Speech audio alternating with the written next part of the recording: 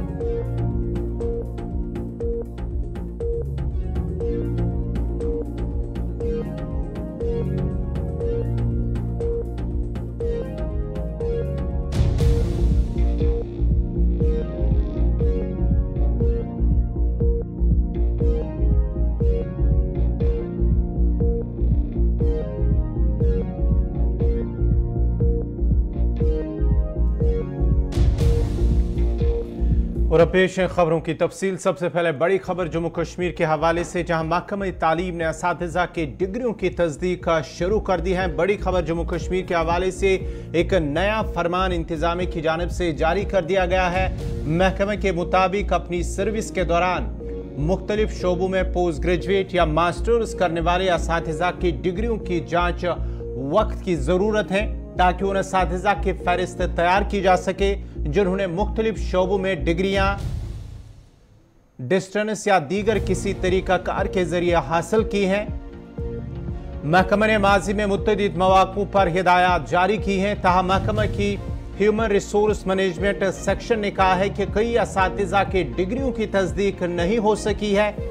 याद दहानियों के बावजूद भी सरकारी पोर्टल पर असातिज़ा ने डिग्रियां या दीगर कागजात अपलोड नहीं किए हैं, जिसके बाद उन्हें एक बार फिर हिदायत की गई कि वो दोनों खित्तों के डायरेक्टर से दरख्वास्त करें कि वो इस मसले पर संजीदगी से काम करें, ताकि किसी उस्ताद को नौकरी के दौरान या बाद में कोई परेशानी ना आए।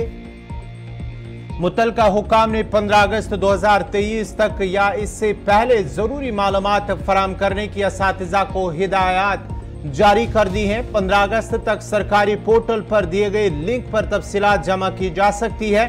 उस तारीख के बाद लिंक बंद कर दिया जाएगा और मुतलका अफराद के पास सीनियरिटी लिस्ट या प्रमोशन में शामिल करने की दरख्वास्त करने की कोई बुनियाद नहीं होगी। याद रहे, 15 अगस्त आखिरी तारीख होगी, वहां तक आप अपनी तफसीलात जमा कर सकते हैं और उस तारीख के बाद ही लिंक को बंद कर दिया जाएगा और मुतलका अफराद के पास सीनियरिटी लिस्ट या प्रमोशन में शामिल करने की दरख्वास्त करने की कोई बुनियाद नहीं होगी।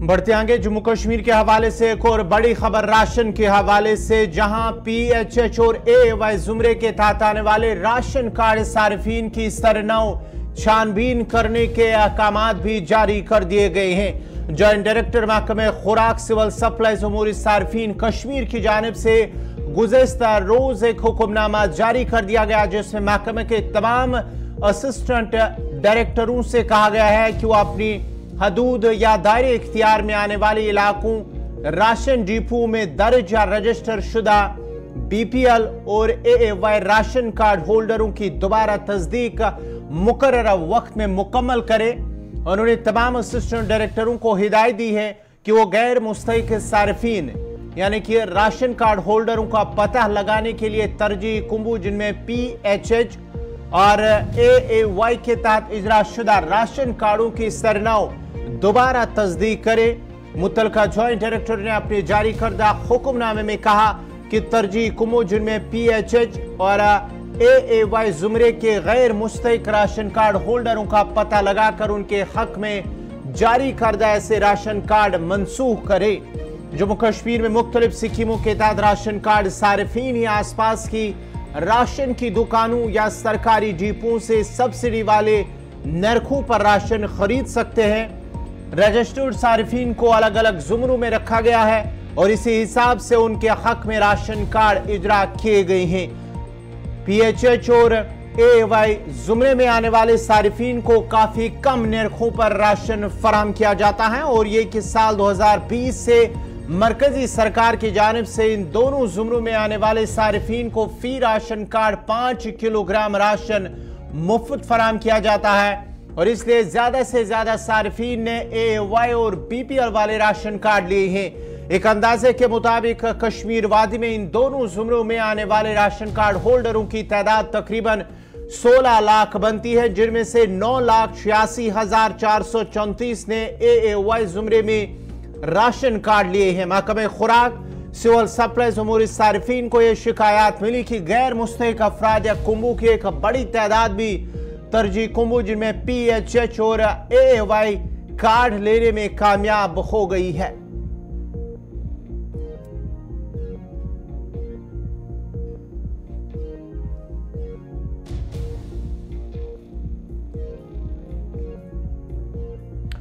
अब जरा बढ़ते आगे बात एक और जम्मू कश्मीर के हवाले से, जहां आंखों के इन्फेक्शन के हवाले से एक बड़ी तादाद इससे मुतासिर हो रहे। मुल्क की दीगर रियासतों के साथ साथ अब यूटी जम्मू कश्मीर में भी आंखों के इन्फेक्शन यानी कि अशूब चश्म काफी तेजी से फैल रहा है और पिछले कई हफ्तों के दौरान जम्मू कश्मीर में इन मामलात में 400% इजाफा हुआ है और इस वक्त करीब 15,000 केसों की तस्दीक हो चुकी है पूरे जम्मू कश्मीर के अंदर। जम्मू कश्मीर में अमराज चश्म के मालिकीन का कहना है कि जब तक गुलाबी वायरस से 50% आबादी मुतासिर नहीं होगी तब तक इन्फेक्शन के केसों में कमी नहीं आएगी और इसलिए लोगों को भीड़ भाड़ वाले इलाकों और मुतासर अफराद से दूर रहना चाहिए। माहिरीन का कहना है कि मुल्क भर में इस इन्फेक्शन में इजाफा हुआ है और गुज़श्ता बरसों के मुकाबले में इन मामलात में 400% इजाफा हुआ है। उन्होंने कहा कि शुमाली मशरकी रियासतों दिल्ली, राजस्थान, गुजरात और दीगर इलाकों में काफी हद तक इजाफा हुआ है। एम्स नई दिल्ली में हर रोज इस इन्फेक्शन के 100 केसेस सामने आते हैं। गवर्नमेंट मेडिकल कॉलेज श्रीनगर में शोबे अमराज चश्म की सरबराह का कहना है कि पिछले चंद दिनों में श्रीनगर और वस्ती कश्मीर के साथ साथ जनूबी और शुमाली कश्मीर के इलाकों में भी आंखों के इस इन्फेक्शन में काफी हद तक इजाफा हुआ है और इस वक्त शोबे अमराज चश्म में रोजाना 20 से 25 मरीज आते हैं जिनकी आंखें लाल, आंखों से पानी निकलना और दीगर अलामात होती है और ये इन्फेक्शन काफी तेजी से फैल रहा है और इसे बचने के लिए लोगों को भीड़ भाड़ वाले इलाकों से दूर रहना होगा।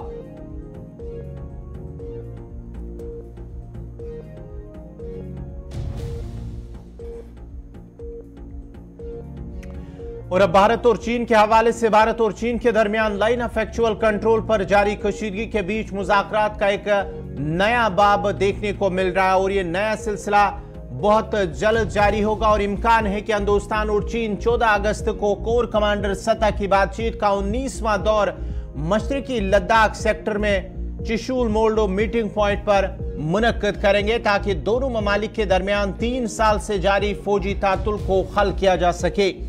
दोनों ममालिक मई 2020 से पिछले 3 सालों से फौजी तातुल का शिकार है, जब चीनियों ने जारहाना तौर पर लाइन ऑफ एक्चुअल कंट्रोल पर जमूद को तब्दील करने की कोशिश की है और अब 14 अगस्त को चीनी फौज के नुमाइंदों के साथ बातचीत के लिए हिंदुस्तानी फरीक की क़यादत फायर एंड फ्यूरी कोर के कमांडर लेफ्टिनेंट जनरल राशिद बाली करेंगे और तवक्का की जा रही है कि वजारत खारजा और ITBP के हुक्काम भी बातचीत का हिस्सा होंगे। दीगर मामलात के साथ साथ DBO और CNN जंक्शन से मुत्तलिक अमूर पर बातचीत का इम्कान है। दिफाई ज़रा का कहना है कि हिंदुस्तान मशरकी लद्दाख के महाज से इलाही के लिए भी दबाव डालेगा और ये मुलाकात तकरीबन 4 माह के वक्फे के बाद हो रही है। दोनों फरीकेन के दरमियान कोर कमांडर की सतह पर आखिरी मुलाकात उस साल अप्रैल में हुई थी, रवां साल अप्रैल में हुई थी और ये मुलाकात ऐसे वक्त में हो रही है जब दोनों फरीक अपनी अपनी पोजीशन मजबूत करने के लिए सरहदी इलाकों में तेजी से तामीराती सरगर्मियों में मसरूफ हैं।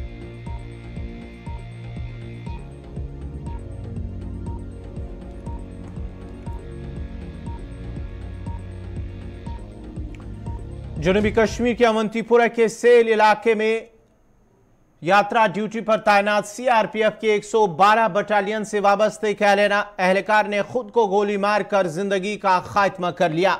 जराये का कहना है कि सीआरपीएफ एहलकार अजय कुमार की इलाके में दौरान शब गोली चलने की आवाज सुनने के बाद खून में लथपथ लाश को बरामद किया गया है। अजय कुमार मोर्चे में संतरी की ड्यूटी पर तैनात था, जिस दौरान रात के 2 बजे वाक़या पेश आया। अवंतीपुरा पुलिस ने बयान जारी करते हुए कहा कि 11 और 12 अगस्त की दरमियानी रात तकरीबन 1:55 सेल चुरसू के करीब गोलियों की आवाज सुनी गई। उन्होंने मजीद कहा कि सीआरपीएफ एहलकार की 112 बटालियन का एक जवान कांस्टेबल सिपाही अजय कुमार को खून में लथपथ मुर्दा पाया गया और उसके बाद ही तिबी और कानूनी लवाजमात मुकम्मल की गई हैं और सीआरपीसी की दफा 174 के तहत मुकदमा दर्ज करके तहकीकात शुरू कर दी गई है।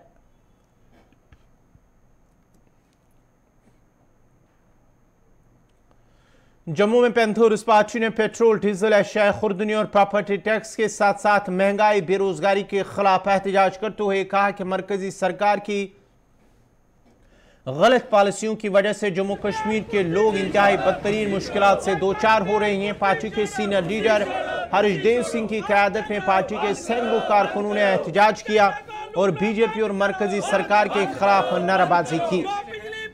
इस मौके पर उन्होंने कहा कि बीजेपी सरबराही वाली मरकजी सरकार जम्मू कश्मीर की मईशत, तिजारत और सयाहत के शोबे को तशवीशनाक हद तक नुकसान पहुंचाने के लिए मुकम्मल तौर पर जिम्मेदार है, जबकि बीजेपी सरकार तरक्याती अमूर को हल करने में मुकम्मल तौर पर नाकाम हो चुकी है और सरकार की गलत और अवाम दुश्मन पॉलिसियों की वजह से सतह पर बेनिकाब होकर रह गई है। उन्होंने मजीद कहा कि कमजोर तबकात और छोटे पैमाने पर कारोबार करने वालों को सबसे ज्यादा नुकसान हो रहा है, जबकि उन्होंने कहा कि न सिर्फ जम्मू कश्मीर में बल्कि पूरे मुल्क में पेट्रोलियम, गैस, अशिया ज़रूरिया और दीगर ज़रूरी सामान की कीमतों में गैर मामूली इजाफे से लोगों को ज़बरदस्त परेशानियों में मुब्तला कर दिया है।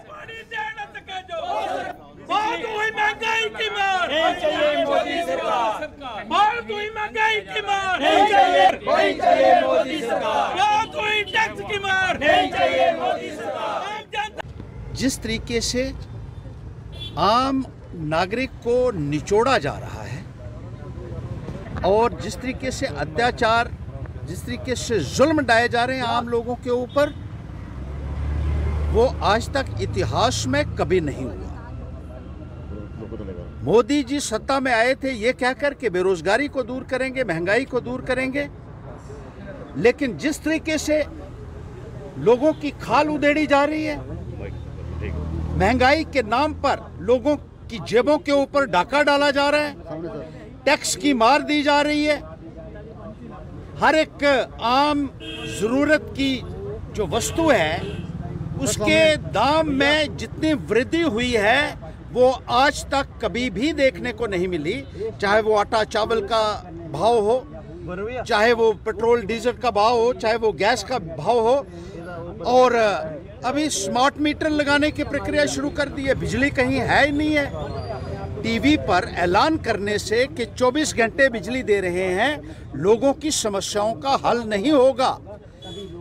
ये कहा जाता है टीवी के ऊपर मोदी जी कि घर घर में नल लगा दिया है, 24 घंटे बिजली दी जा रही है, पानी दिया जा रहा है, लेकिन हकीकत में वो कहीं भी लोगों को हासिल नहीं हो रहा है और लोगों में एक त्राहिमाम हो रहा है बुनियादी सुविधाओं को लेकर, और लगातार टैक्स बढ़ाकर लोगों की जेबों के ऊपर जो डाका डाला जा रहा है।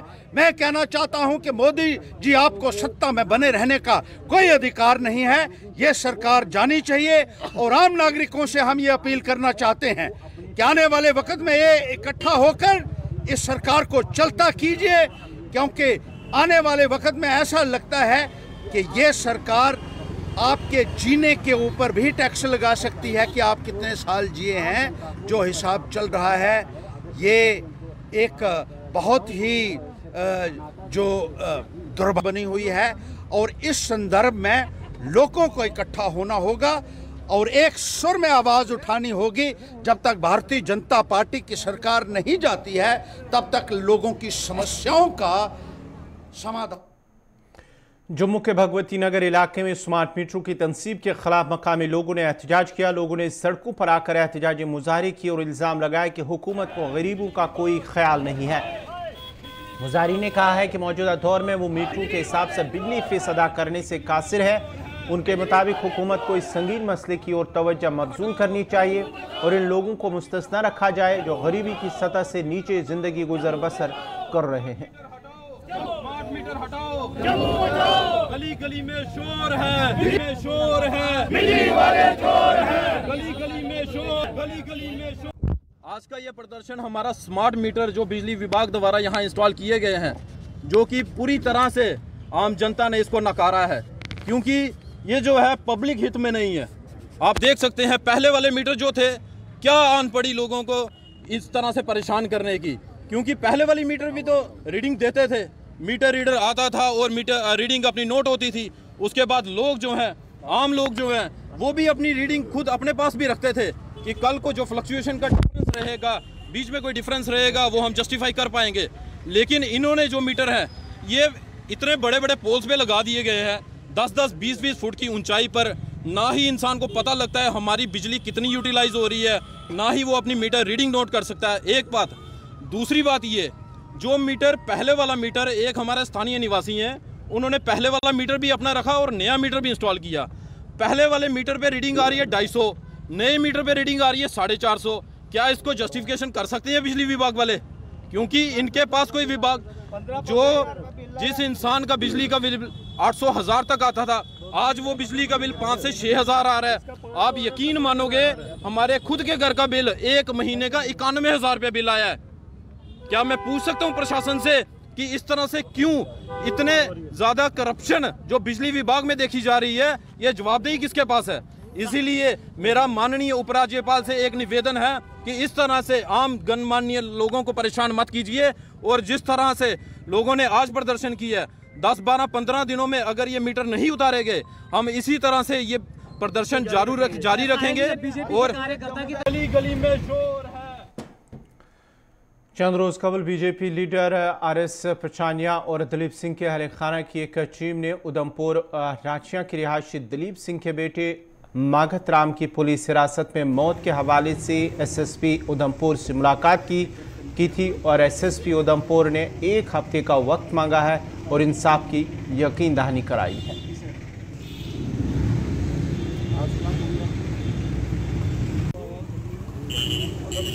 दलीप सिंह निवासी रठैन तहसील उधमपुर, 29 और 30 जुलाई की इंटरवीनिंग रात का हादसा है, सारा उधमपुर जानता है, जिनकी डेथ मशकूक हालात में, और इसमें कोई छुपाने वाली बात नहीं, कस्टोडियल डेथ, पुलिस की हिरासत में उनकी डेथ हुई है।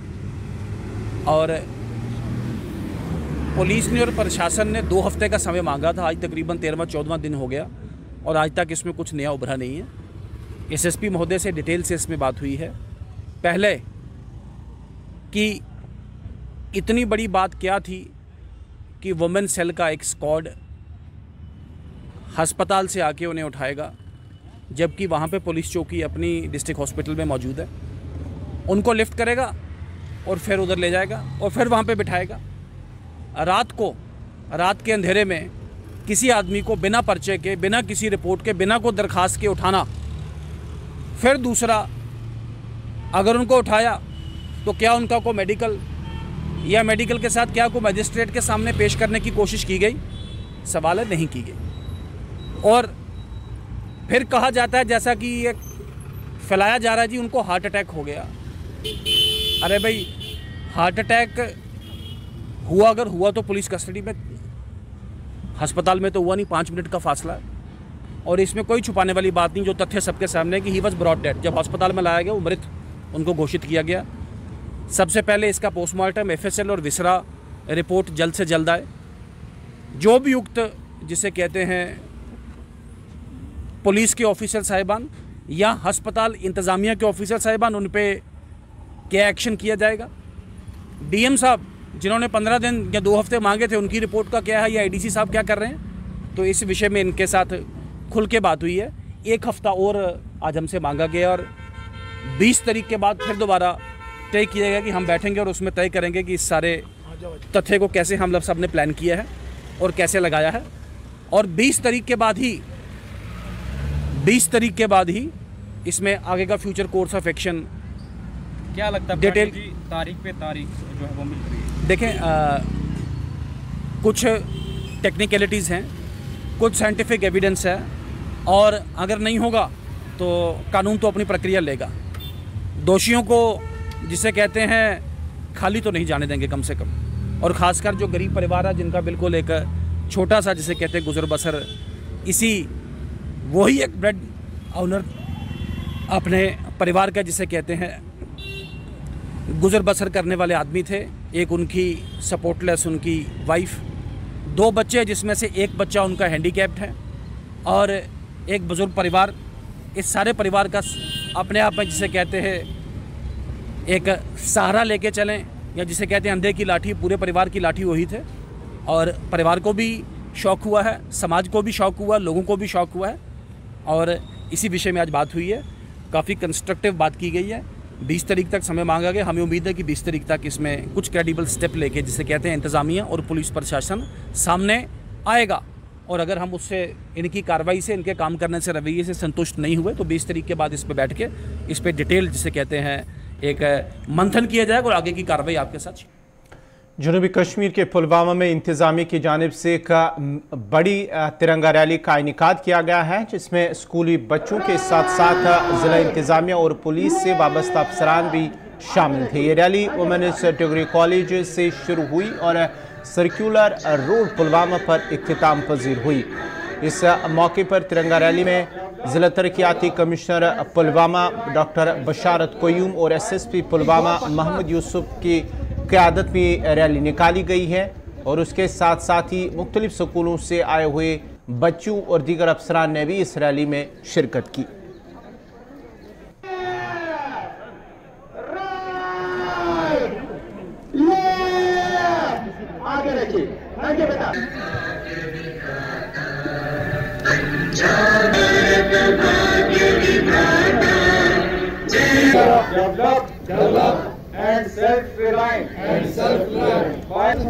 ये बहुत ही फ़ख्र की बात है, और ख़ास तौर से पूरे ज़िला पुलवामा के लिए फ़ख्र की बात है। हमारे हर जगह तिरंगा रैलियां हो रही हैं। कल हमने अवंतीपुरा को चुना था और वहाँ पे भी बहुत बड़ी रैली हुई थी, और आज आप देख रहे हैं यहाँ पे सभी स्टेक होल्डर्स का एक पूरा सैलाब उमड़ आया और एक पूरे सेलिब्रेशन का माहौल है। और इसमें मैं पूरे ज़िला के जितने भी शहरी हैं उन सबको मुबारकबाद देता हूँ कि वो इस तरह से बढ़ चढ़ कर पार्टिसिपेट कर रहे हैं। और इसमें मैं सारे स्टेक होल्डर्स, एडमिनिस्ट्रेशन, पुलिस, बाकी जितने स्टेक होल्डर्स हैं उनका शुक्रिया भी अदा करता हूँ कि इस तरह से वो आए सामने, और ये एक भव्य या एक मेगा जो तिरंगा रैली है इसका एहतमाम हुआ। चलिए इस वक्त श्रीनगर चलते हैं, जहाँ इस वक्त जम्मू कश्मीर के lieutenant governor LG Manoj Sinha इस वक्त श्रीनगर के अंदर ललिता होटल के अंदर एक तकरीब में उन्होंने शिरकत की है। ये आप देख सकते हैं जहाँ उन्होंने आज इस तकरीब में लेफ्टिनेंट गवर्नर मनोज सिन्हा ने शिरकत की है। तो इसी मुनासिबत से और भी ढेर सारे आने वाले जो इनका जो अपना खजाना है वो बड़ा से बड़ा होता गया है, वसी से वसी होता गया है। उर्दू के एक बड़े मशहूर शायर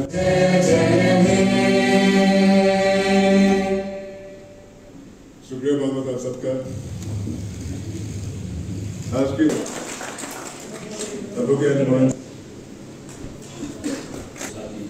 सभी मीडिया, कल से लेकर के आज तक 3 पंचायतों को देखने का मौका मिला, और मैं अपने साथियों से कह जम्मू कश्मीर के माननीय उपराज्यपाल श्री मनोज सिन्हा, मैं एक और लाभार्थी का जिक्र करना चाहूँगा, क्योंकि घर 2 से वकील गुजरी जो भी पंचायत है उसके थे, बहुत ही बढ़िया दिख रहा था। जो कि फिर मैंने उससे बच्चे से पूछा कि आप उनका एक सेलिब्रेशन है, उनका एक जश्न है। तो इसी मुनासिबत से और भी ढेर सारे आने वाले जो भी और इनका जो अपना खजाना है वो बड़ा से बड़ा होता गया है, वसी से वसी होता गया है। उर्दू के एक बड़े मशहूर शायर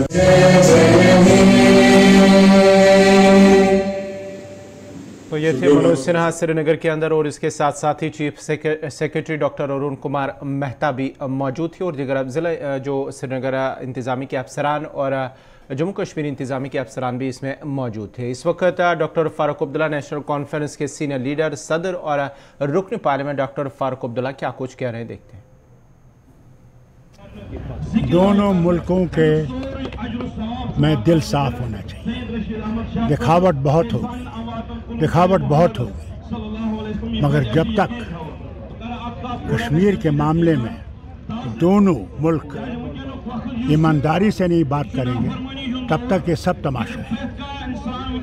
इस तमाशे को करते जाएंगे, हर साल होता जाएगा तमाशा, मगर यह मामला वहीं रहेगा। आज भी आप देखते हैं टेररिज्म शुरू है, गोलियां मारी जा रही हैं, फौजी मर रहे हैं, लोग मर रहे हैं, है या नहीं है? तो अगर सचमुच अमन आ गया है तो फिर ये क्यों हो रहा है? क्योंकि वो समझते हैं कि अभी भी इसका फैसला नहीं हुआ है। अब उसको कौन समझाएगा कि भैया किसी न किसी तरीके से बातचीत से हो सकता है। लड़ाई से आप देख रहे हैं यूक्रेन में क्या हुआ, अमेरिका को कुछ नहीं हुआ, यूरोप बर्बाद हो रहा है, इकोनॉमिकली बर्बाद हो रहा है, और मरे कौन जा रहे हैं? यूक्रेन के लोग, उनका पूरा सब कुछ मुल्क ख़त्म हो रहा है। क्या मिलेगा? क्या सरहद बदलेगी? इसलिए इनको भी ये अपने दिमाग में दोनों मुल्कों को रखना चाहिए कि लड़ाई से कुछ नहीं होगा, बातचीत से मसला हल। जैसे चीन से बात कर रहे हैं, 18 दफ़ा बात हुई है, हर हाथ पे बात हुई है, फॉरेन मिनिस्टर के लेवल पे बात हुई है, मगर मामला वहीं पर है। कहीं ना कहीं तो रास्ता निकालने की ज़रूरत है। दोनों मुल्कों को दिल साफ करना पड़ेगा। लेकिन कहते हैं कि कश्मीर में अमन है, इसलिए आज तिरंगा रैलियां मुनक्किद की जा रही, जो अभी तक नहीं हुई है, और पिछले 30 सालों में कभी केरन बॉर्डर लोगों ने देखा नहीं था। आज बॉर्डर टूरिज्म प्रमोट हो। मैं कहता हूँ बॉर्डर खोलिए कि हम लोग भी वो जो हिस्सा उनके पास है हम उसको देख सकें, तब हम मानेंगे सचमुच अमन आ गया है। ये थे डॉक्टर फ़ारूक अब्दुल्ला जो बात कर रहे थे। एक बार फिर उन्होंने वकालत की है कि भारत और पाकिस्तान के दरमियान रिश्ते बेहतर होने के लिए मुज़ाकरात ज़रूरी हैं। उन्होंने कहा कि जिस तरह से चीन से बातचीत हो सकती है तो पाकिस्तान से बातचीत क्यों नहीं हो सकती है, और उन्होंने कहा है कि बातचीत से ही दोनों के दरमियान रिश्ते मज़ीद जो है बेहतर हो सकते हैं। नाज़रीन, इसी के साथ ही उर्दू खबरनामा इख्तिताम पजीर हुआ चाहता है। अपने मेज़बान गौहर कुचे को इजाज़त दीजिए। अल्लाह हाफ़िज़।